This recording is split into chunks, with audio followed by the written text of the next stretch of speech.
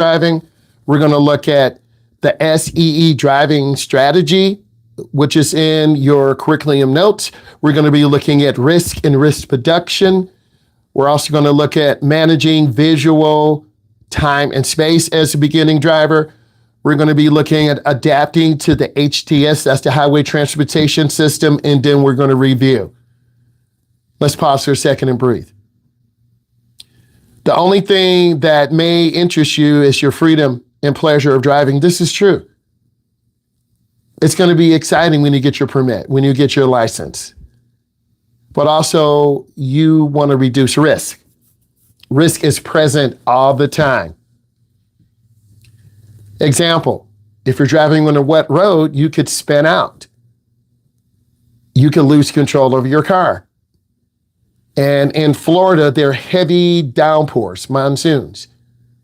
And power may get knocked out. And if power gets knocked out, you're going to have a blinking red light at all four intersections. Some people stop, some people do not. And in the video we saw, Officer Ware said, well, one car stopped, other cars did not. There was a rollover accident. My job as your teacher is to prepare you for those situations. Heavy downpour, turn on your wipers, reduce your speed. That is extremely important.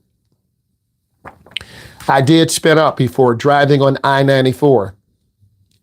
Driving about 65 in a big conversion van, 3/4 ton, that I bought from another instructor. There was a huge puddle of water, and I said to myself, I got a big van. I hit the water, the van literally slid to the wall. I lifted my foot, and somehow I got control of it. I should have slammed into the wall and flipped the van over because I was going too fast for the conditions on the road. But somehow I grabbed control of it. I need you to think about what almost happened to me that could happen to you. And we want to be appreciative of life. In addition, you must control your vehicle. That's the number one thing. And Officer Ware talked about this. There were construction workers to the right. You're too close to them. There are campaigns across the United States, in our part of the country, the Midwest. There's the move over law. You must move over when emergency vehicles, law enforcement, tow truck operators are trying to do their job, because people get hit and injured all the time. This is on your state test. And I've observed many drivers crashing, rear-ending someone, rolling over. Rollover accidents are very dangerous because people can be ejected from the vehicle. This chapter, this masterclass, we're going to outline defensive driving systems that will allow you to develop a proactive approach to driving. So you need to have a proactive approach. You need to search, evaluate, and identify. Those three things. Again, you want to search the road. You want to evaluate. Is it dry? Is there snow? Is there ice? Is it rain? Are the traffic lights not working? You guys are up north. Are there more deer? Are there moose? Are there people coming from other parts of the United States and the world to visit you guys? Yes. Because you live in a resort area. People are coming up to see the beautiful state, and they should. That's good for the economy.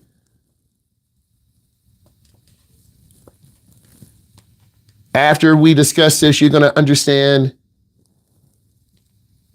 these four things. One, the SEE space management process, which I'm going to test you on. Two, to manage visibility, that's your ability to see. time and space to reduce risk. We don't want to hit anyone. We don't want to rear into one. We don't want to hit an animal. We don't want to swerve. We never veer for the deer because you could have a head-on crash. You could go into the ditch. We had one of our students hit a deer. They were on their way to finish their last drive with me. This is last summer. I was still waiting at the school, waiting for 5 minutes, 10 minutes, 15. I got worried. I called the student's parent. Hey, Mr. Myles, my wife and son got involved in an accident. I said, are they okay? They hit a deer. I'm like, oh my God. This is the kid's last drive. It took 2 months to get him done. 2 months because his schedule was really tight. Obviously, we want to make sure the mom and student are safe. The car was totaled. Car deer crashes happen all the time. I've observed many car deer crashes. Deer are wild animals. They're unpredictable. I need you to pause and think. Have you seen a car deer accident? Type it into the chat. If yes, tell me what happened. Where did it happen? What road did it happen on? I'm going to pause you for a second. Have you seen a car deer accident? And if you have, tell me where. Go in deeper. DOK level 3. I'm going to model mine. I've seen a car deer accident on I-94. The front end of the car smashed in.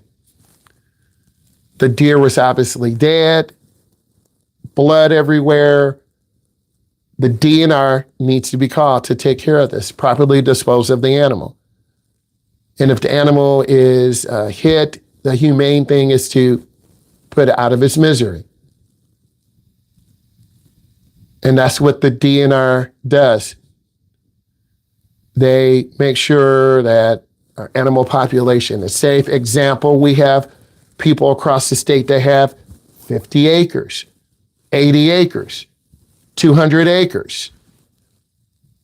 Those deer, raccoon, fox animals, turkeys have refuge in there because it's safe. There are houses all around here, but less than a mile away, there's an area about 80 acres, at least. There are turkeys in there. Every time we drive, I tell my students, there's a family of turkeys. They look at me like you're crazy. I say no. The turkeys come out at least once a week. And they're deer sitting on the road. So don't act surprised. My dad hit a deer while driving me to school. Luckily, the damage wasn't bad enough that we had to stop. Thank you for sharing. Yes, a deer ran out in front of the car on my road, right in front of my house, and went flying. Did the deer go flying into the ditch, Brian? Yeah, it did. Oh, that's crazy, bro. It happens. They bounce off, flip up over the car, go left, go to right. It's very scary because you had that impact. I was at my grandma's.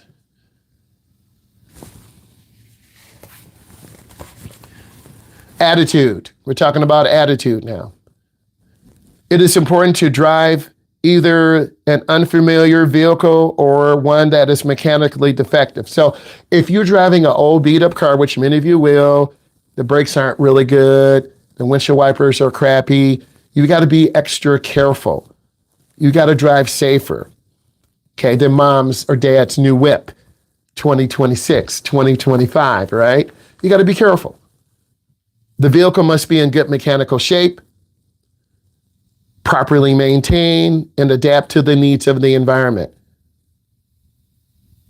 It can be dangerous to drive with someone as a minor as an empty windshield washer reservoir. True. You guys are not going to put washer fluid into your windshield reservoir. You're going to run out driving on the dirt road.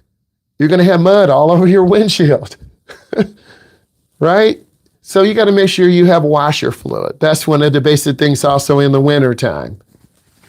Okay? I'm giving you some examples. Be patient.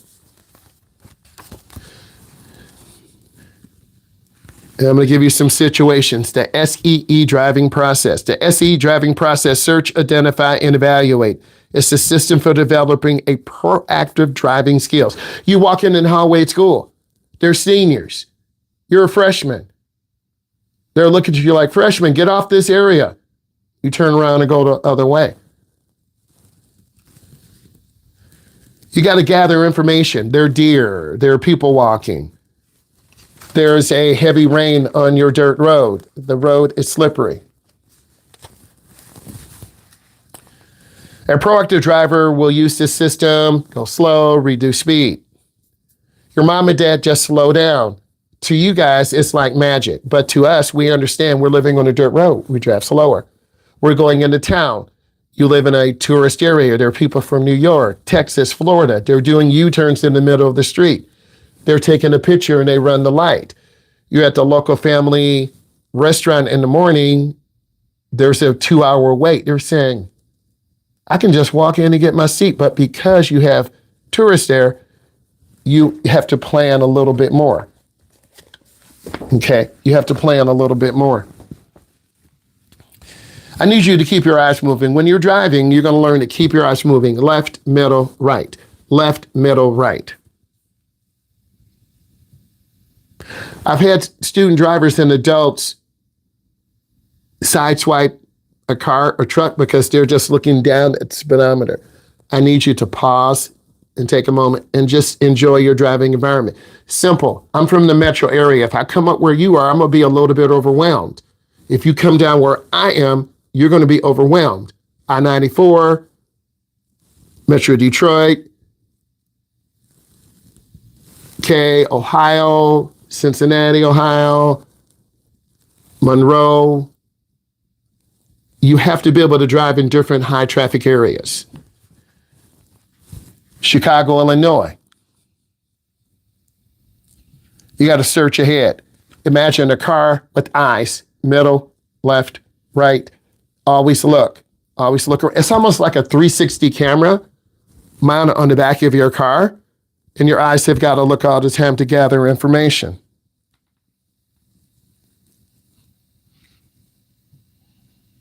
What are you scanning for? I'm going to tell you in a moment.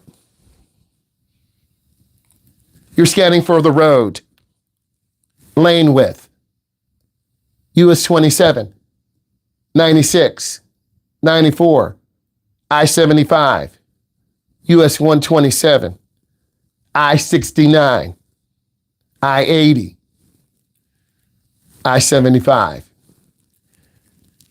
You're looking for lane markers. Roadway surfaces. Is it ice, snow, rain, gravel, mud? What type of curve is it? Is it a hill? What structural elements does it have? Is it windy? The Canadian forest fires, can we not see on the bridge? Can we not see on the road? They have the smoke in the Midwest from the fires, and that's natural because of a thunderstorm. What about warning lights, pavement markings, directional signs, traffic signals, motorized vehicles? It's important that you all lock in and understand these elements. What about non-motorized users, pedestrians, bicyclists, animals? I need each of you to type in takeaway. What are some of the unusual things in your area? I'm going to type in takeaway also. What are some of the unusual things in your area? I have things in my area that you don't have. I'm telling you right now. You have things in your area that I don't have. You're going to tell me right now. So let's take a moment, 5 to 10 seconds, and put in some of the unusual things that you have in your area. Yeah, see, we're having a great class. We're talking about the SEE process. We have cars, fast cars, trucks. You're muted again. I know. I'm trying to type in my ideas and then we're going to compare. So I'm going to mute myself a moment. I'm thinking out loud. Give me 1 second. Cars, trucks, people. If I can spell.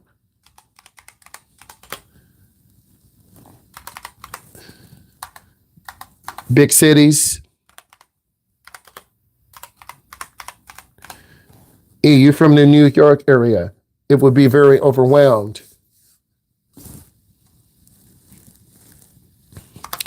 All right, we had a chance to think out loud. I paused for a moment because I'm in a metro area. We have cars, people driving 70, 80, 90, 100.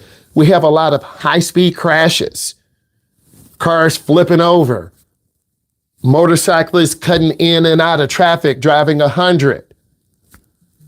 We have a lot of big trucks coming from Canada, coming from Chicago, coming from New York.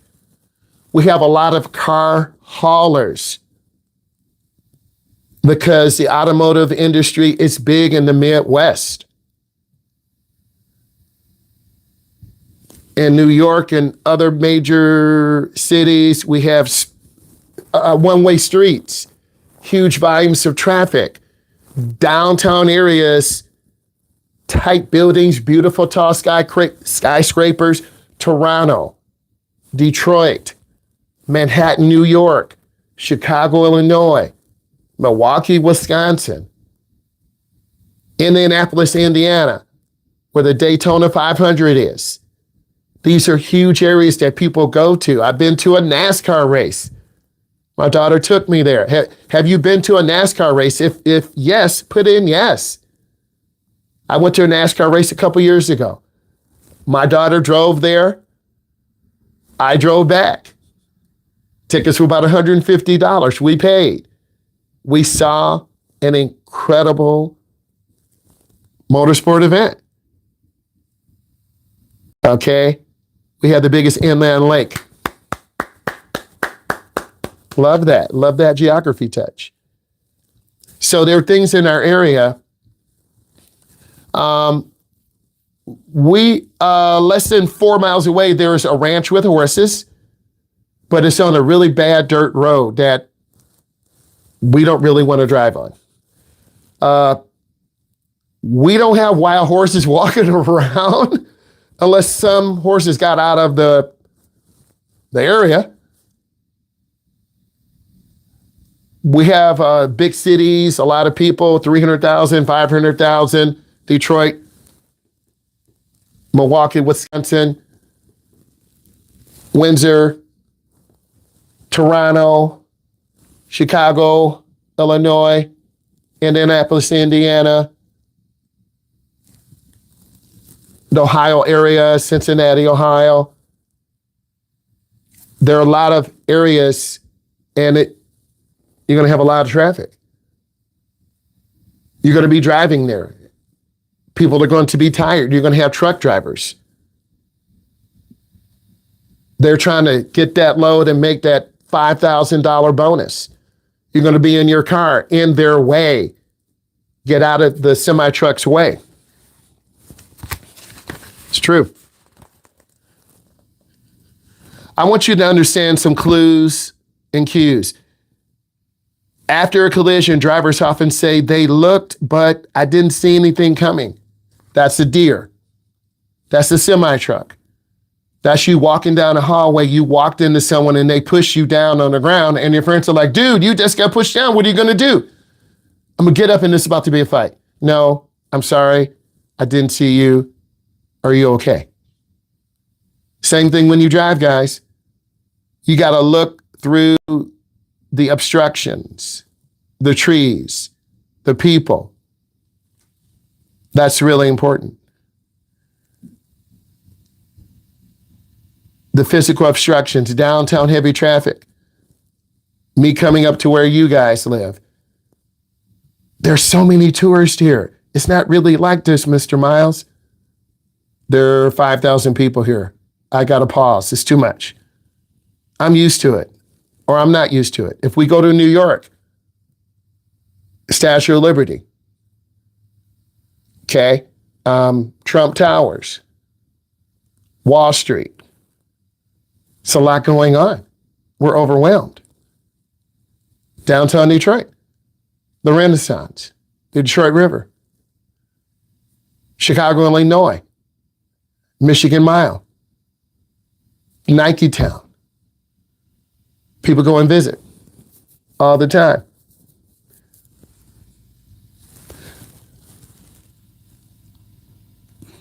Crashes involving motorcycles. You didn't see them. You weren't looking. Type. 1 second. Stand by. We're going to hit risk reduction. Risk reduction and decision making. Then I'm going to hit you with a quiz. Once you have evaluated the risk, you must decide, what are you going to do? Are you going to go through the light? Are you going to stop? Are you going to yield? Are you going to pull over to the side?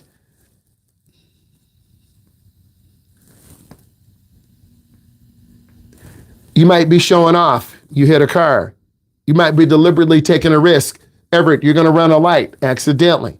You could hit a pedestrian, hit a car. Peer pressure. Come on, man, let's go. Your car is fast, isn't it? I don't know, is it? Your car is slow. Yeah, it is slow. I don't care. Right?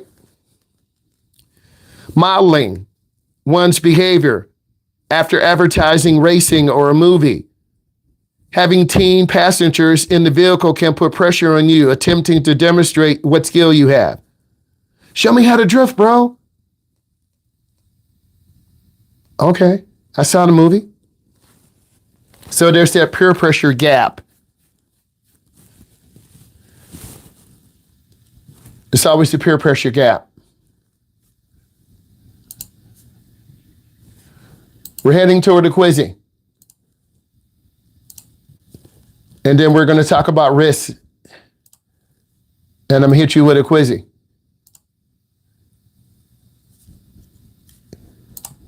Tell me takeaways that you learned briefly about risk. Tell me takeaways. And we're learning about risk.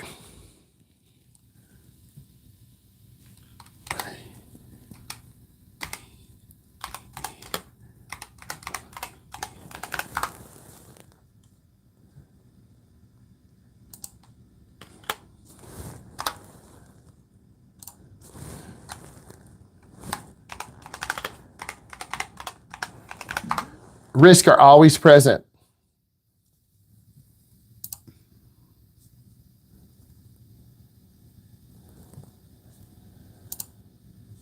And I always need you to be aware of the risk. And then how do you improve from these risks?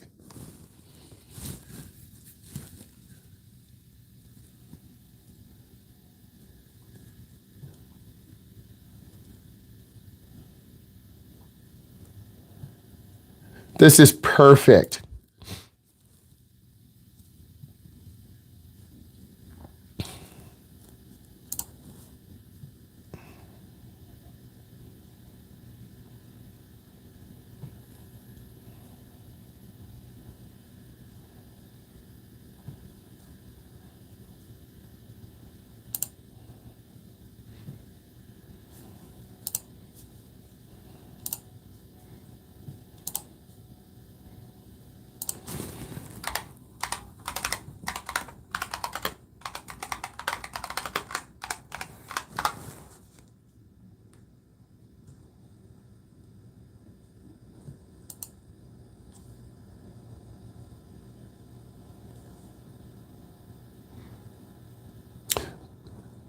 This is 20 questions.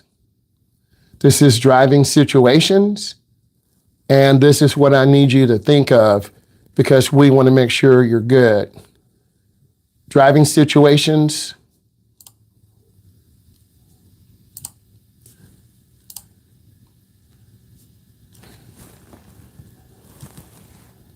There are 20 questions. joinmyquiz.com. There's the code. We're going to continue talking about the SIPED process. If you want to become good drivers, and it takes work, you're going to have to apply these skill sets, and I'm going to go through each one. We have hit a deer before, and it's really scary, and we could lose control. The deer could come through the windshield. It's okay, E. I support you 100%. Guys, go ahead and join this. I'm going to start it right now.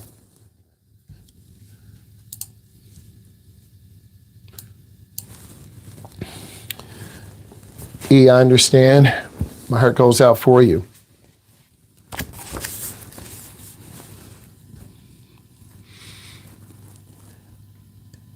Having teenage passengers is very tough because they talk, they're social, they want to interact. So you got to pause for a second. If you're an adult and you have your teen observing you, just make sure you got your seatbelt on. Don't speed. Take your time. Because your son or daughter, niece or nephew are watching you. And sometimes we always slip and we cuss a little bit. I get it. But you got to manage your good behavior. That is so important.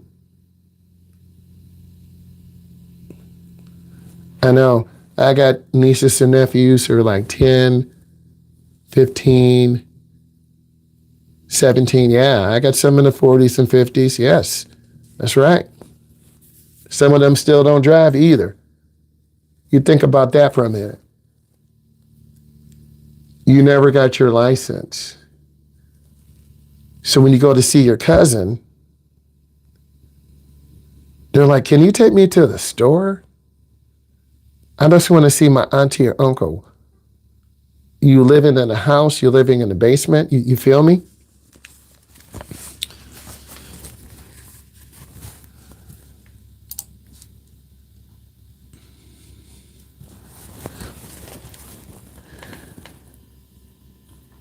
And we as adults should know that the biggest thing I think we do is driving fast or being a little aggressive on the road.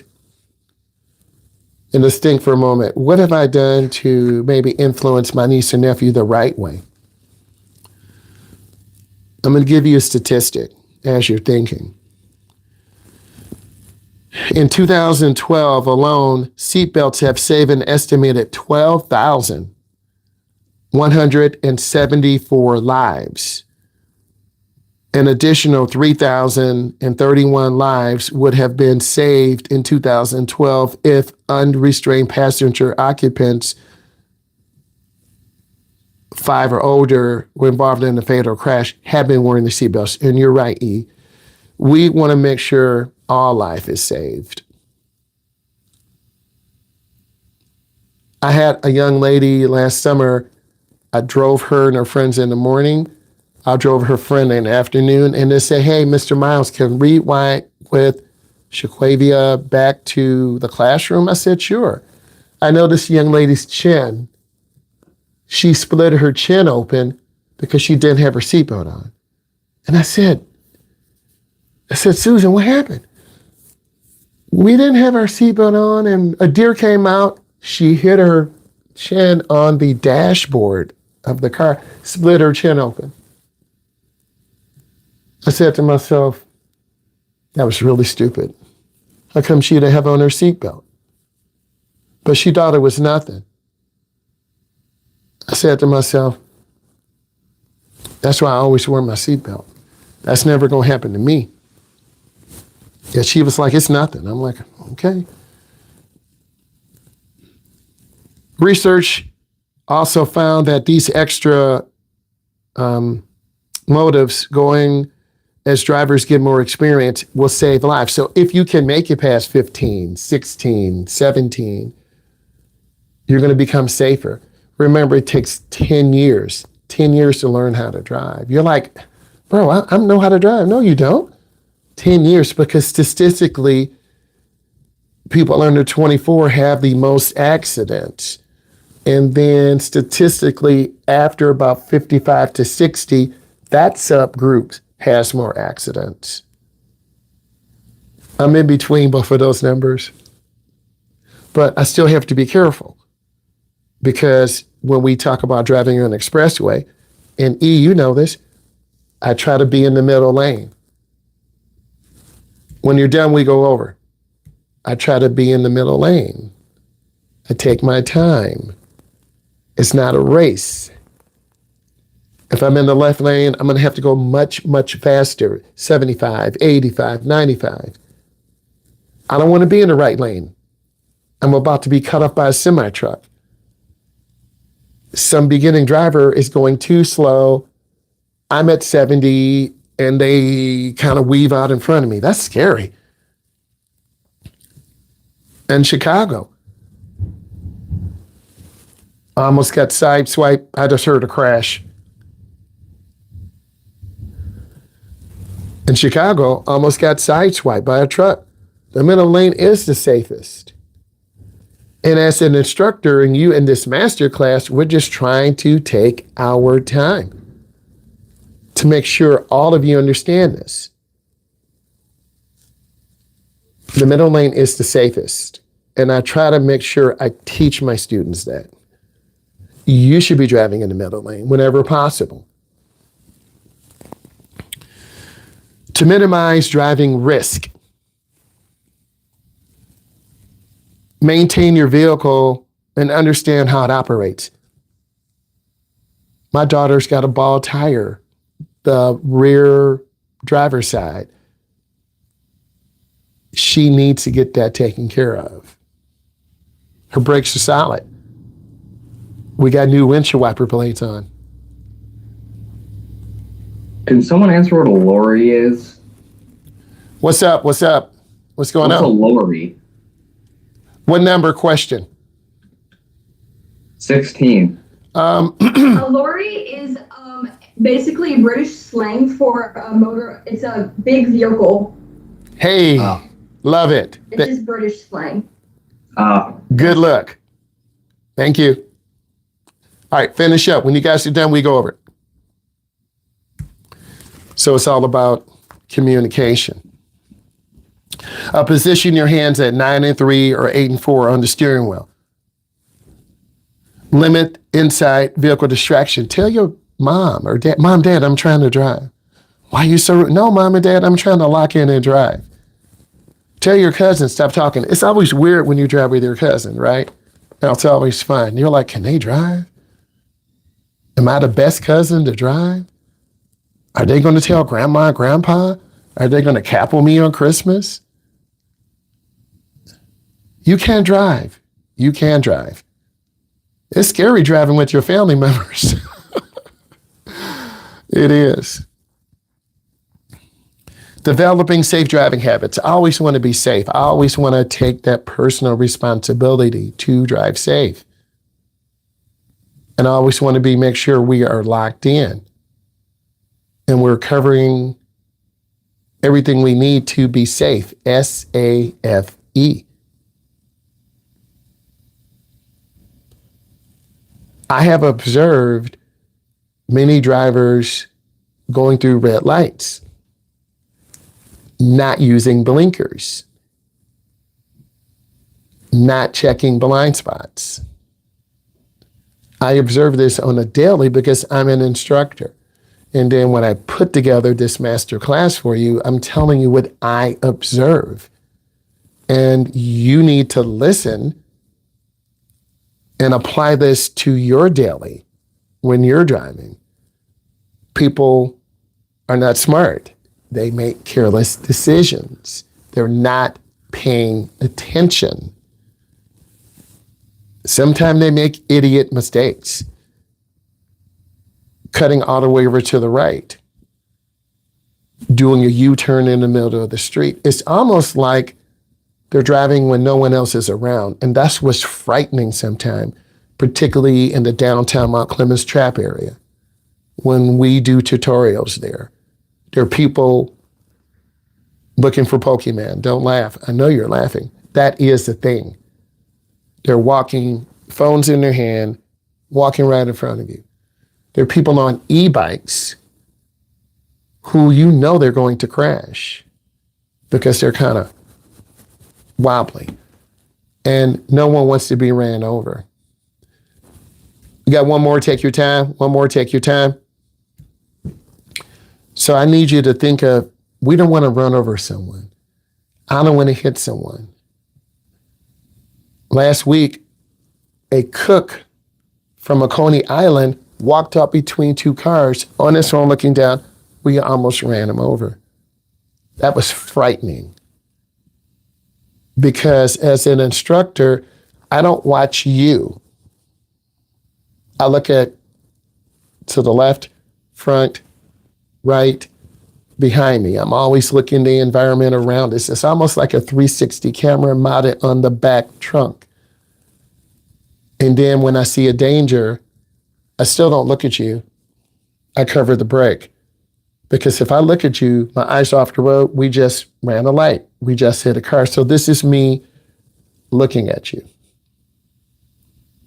I don't look at you. I watch what the car is doing. And I think we need a parent class.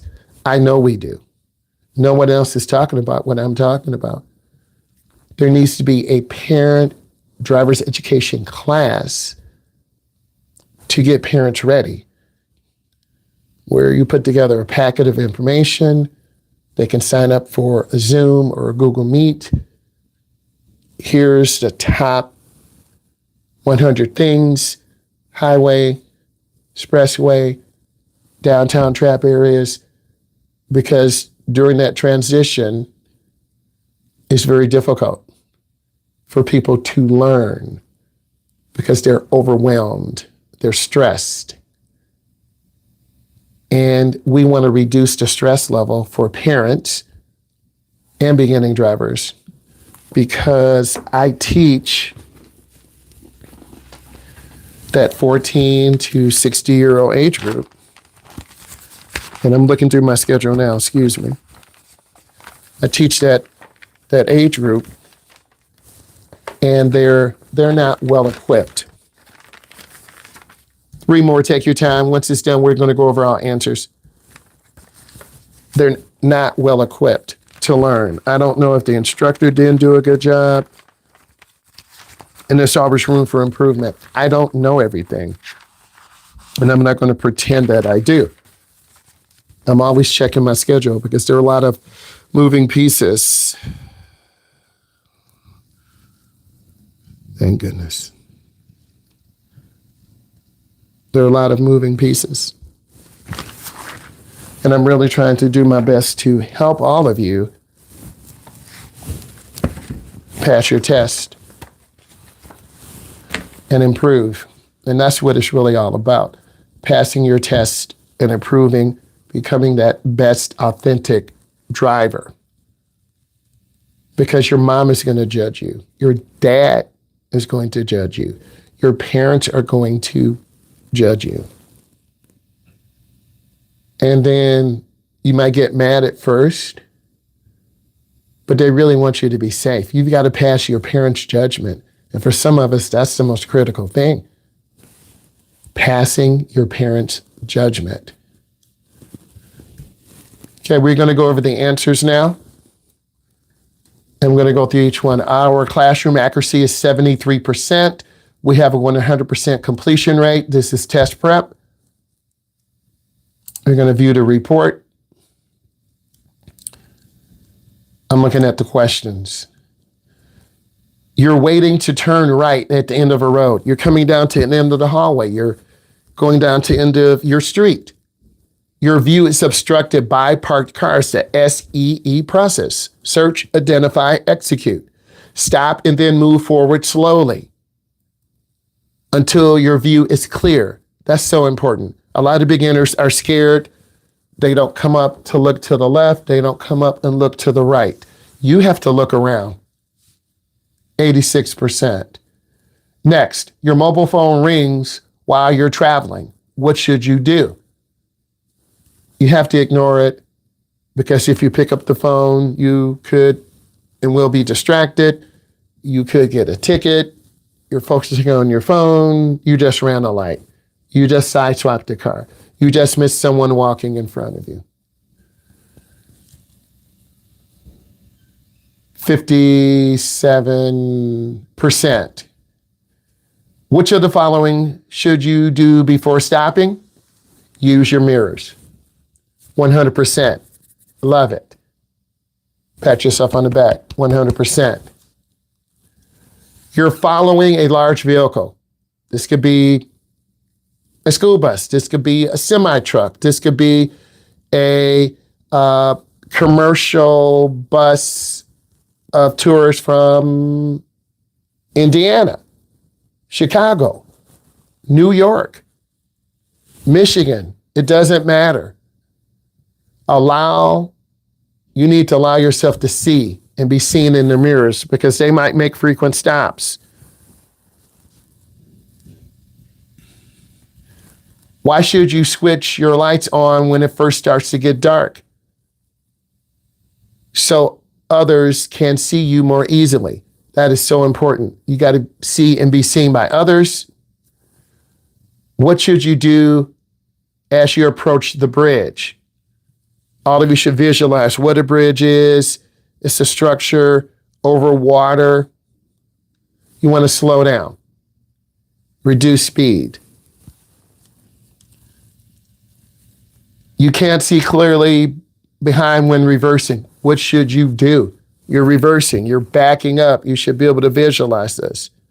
I'm not going to rely, I'm telling you what I'm not doing. I'm not going to rely on my backup camera. I'm going to look right.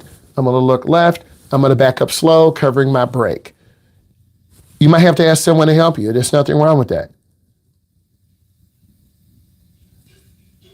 What should you do when you're approaching traffic lights that have been green for some time?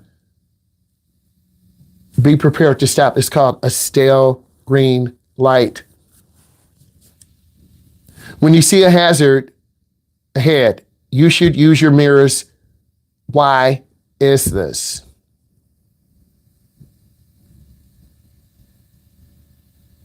To assess how your actions will affect flowing traffic. You don't want to get rear-ended. You don't want to get sideswiped. You don't want to cause an accident. You're driving on a wet road. You have stopped your vehicle in an emergency. What should you do?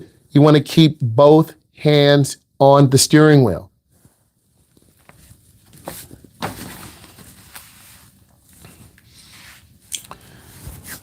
When you use handheld mobile phone in your car, when you're parked, when you're off to the side of the road. What does this road marking mean? Overtaking traffic should move back to the left.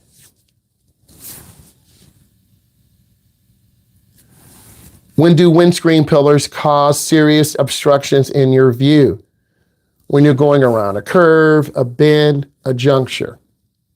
So it's hard to see. So you got to look. If you're going around a curve to the right, you're going to have to look. Going around a curve to the left, you're going to have to look. Don't be scared to look. If you're traveling along a narrow country road, how should you pass the cyclist? Situational question. Give them plenty of room as you pass.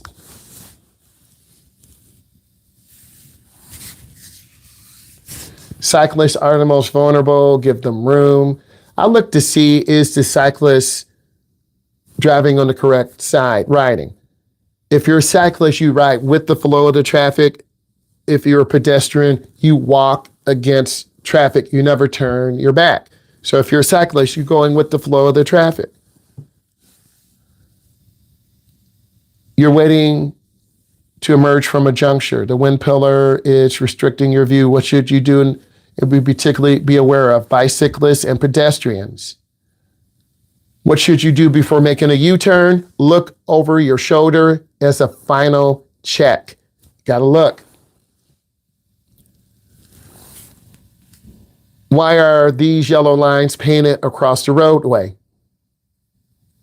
To make you aware of the speed. In your school zone, guys, there's special markings. In downtown area, there's special markings. What should you do when moving off from behind a parked car? Want to signal your intention, check your inside, outside mirror. Always look, and then you want to use your blinker. You're turning right onto a dual carriageway, divided highway. What should you do before emerging?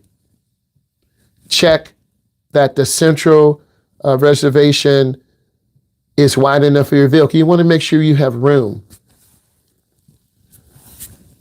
In which of these situations should you avoid overtaking or passing?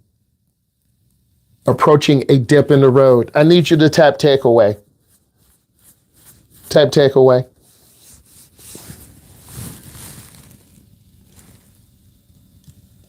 Tap what you learned, tap takeaway. Really important.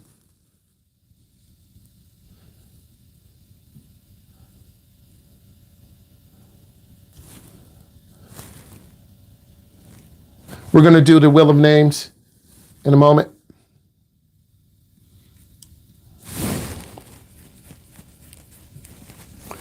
Type takeaway. What did you learn?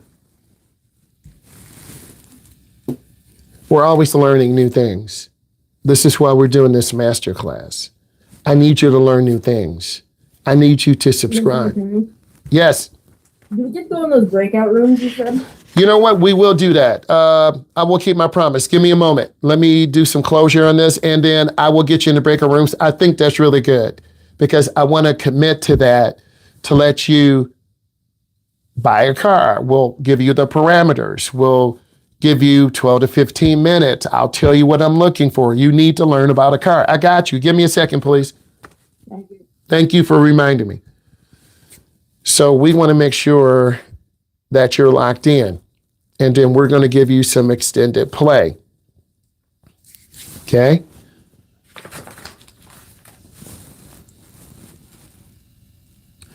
So I'm going to keep it moving. So what I want to do with the time that we have left, we have 19 minutes. This is a great teachable moment.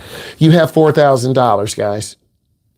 You're going to go on Facebook Marketplace. You have to find a $4,000 car or truck. Let me stop for a second. Okay. Okay, here we go. You have a $4,000. You got $4,000. You have a 300-mile radius. You're going to use Facebook Marketplace. You have $4,000. You have to find a car or truck that's within your budget. So I'm going to put you in breakout rooms right now. You're going to work together. Each of you are going to find a car. And we're going to do this today. You have 19 minutes. So I'm going to put you in the breakout rooms, $4,000, a 300-mile radius. You got to find a car or truck. And you're going to tell me why you picked this car or truck. And some may be high mileage. Some may be running. Some may just need a battery or a tire. But you got $4,000. Give me one moment. And you're going to go in the breakout room because all my classes are doing this. Setting. Breakout rooms. Here we go. Okay. It automatically.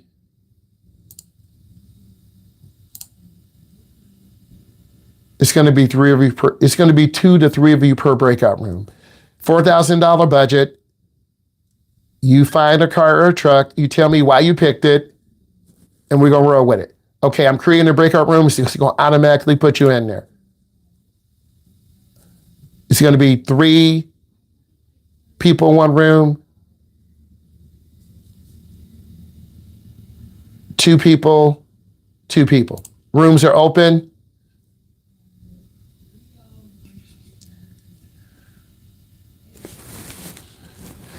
All right, here's what's going on. We're going to do this activity too.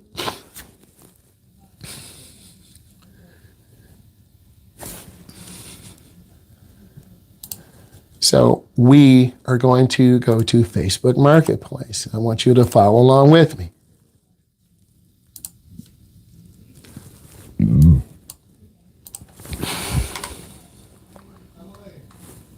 Facebook Marketplace. We have a $4,000 budget.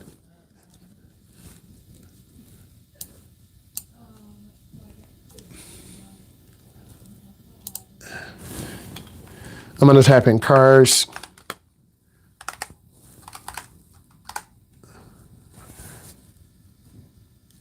Click on it's bargain cars or budget cars.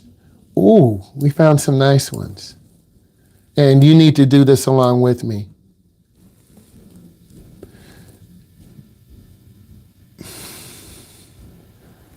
Okay, the first one I'm looking at, this is a 2018 Dodge Journey SE for $3,981. It has 164,000 miles.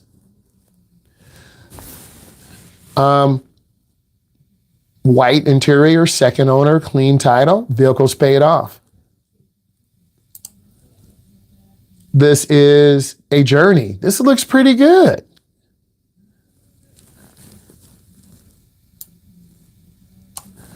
I'm going to show it to you. That's the Journey. That's pretty good. I would roll with that. I would think you guys would too, right? That's pretty good. I like this. I like this Journey. I'm not saying it's going to be that easy, but I like this Journey. It's high mileage. I'm only looking at what's in our budget. I'm getting a lot of cars that are too old.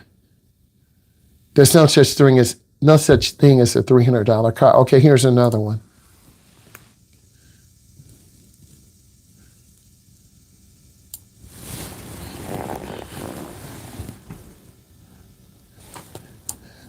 I found another one, and I'm going to show you this. This is a Ford Escort. Not too bad. I like it.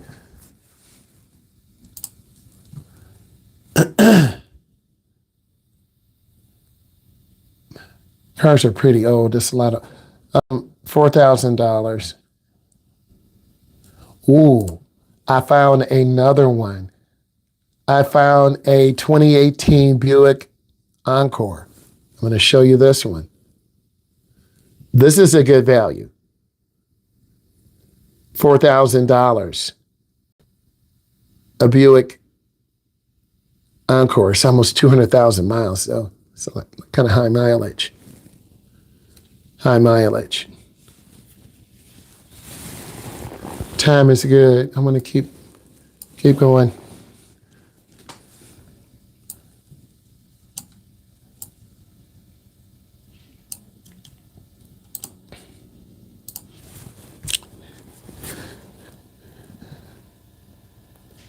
I'm entering the room, guys. Want to say hi. I already found a couple cars. $4,000, looking good. So when the time is up, we're going to come in. I'll give you the power. You'll share the car or truck that you found. So everyone good? You guys good? Okay, keep going. I'm finding cars. You better be ready. Right. I love activities like this. It's so important. Recording in progress. So it's so important.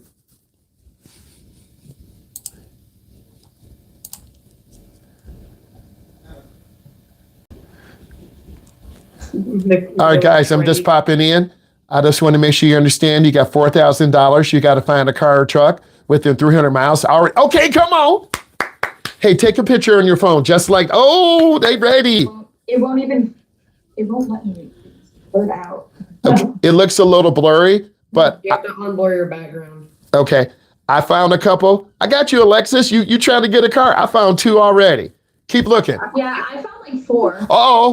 Okay. I got to step up my 4 game. different ones within the price range, but I just like this one. That's what's up. Okay, I'll be with you in a few. I'm excited. This is great.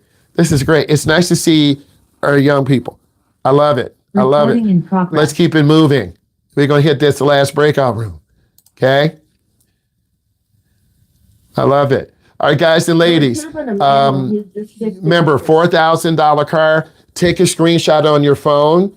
I've already found a couple. Some students have found 1, 2, or 3. So if you can find 3 or 4, take a screenshot. 1. Okay, keep going. I found 2. Keep going in about 3 or 4 minutes, I guys. found the perfect one. Okay. I found the perfect I don't need another one. This is mine. Okay. Well, give me a couple minutes. I'll I when got the a 2019 Ford Fusion, Ooh. 4-wheel drive, 80,000 miles. oh I went the complete opposite. I went for the 2000 GMC Sierra. you guys are awesome. I love it. Give me a moment. Okay. All right. Great job. So our scholars are rocking out. Recording in progress. This is great. So this is a good activity and the perfect car. All right. Give me a second here. All right. I did find a couple. I found an Ego Talon, 100,000 miles. They want $1,000. Nope. No motor or trans. Nope. Can't mess with that. I found another one in Kentucky. This is a 2014 Nissan, 200,000 miles. A little too high on those miles. I'm trying to find a car that 2007. I found a 2007 Chevy Tahoe LT Sport Utility, 200,000 miles. Change price to $1,500. Will not go any lower. Engine is tapping after oil change pressure sensor. I don't know about that. All right. We got 13 seconds and then they're going to start coming back in.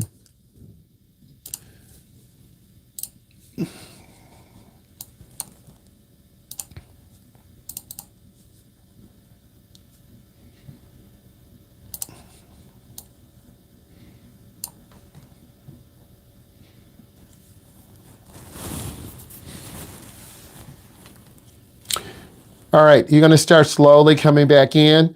And then I did find a couple of here. I found a 1982 Nissan Maxima station wagon. I'm a little scared on the mileage. It's got 300,000 miles. I think I can negotiate that price. You're muted. Oh, sorry. Thank you. I found a 1982 Nissan Maxima station wagon. It's really high mileage. It is a diesel. I don't know much about diesels. Rare vehicle, still runs great. If you have any questions, feel free to message me. Mileage is appropriate for this vehicle. First, it doesn't have rust on there. And more people are joining us. They're coming in slowly. This is okay. And obviously, over the next, whenever we have class next, we're going to continue this. This is okay, but it's too high of a mileage for me. Yeah, it's too old. I like this. This is a 2013 Volkswagen Jetta. Ooh. Ooh, mine has less miles. Okay. Mine has double. This has 136,000 miles. It's a manual. I one man learning to drive that. The car runs good. No engine codes. However, it's got a bad coolant link. I don't know. That could be a head gasket. The Volkswagen Jetta, those are so fun. It depends. If they would let me take it to a mechanic, I might look at it, but that boy is clean. You should go buy it. I'm looking at it. Man, that looks clean, but the coolant link. And then what I'm going to have you do is have each of you share. I'm just looking through. As I click on some, no, these are race cars. I don't need all that. Go ahead. Marketplace is a good feature. Tell me.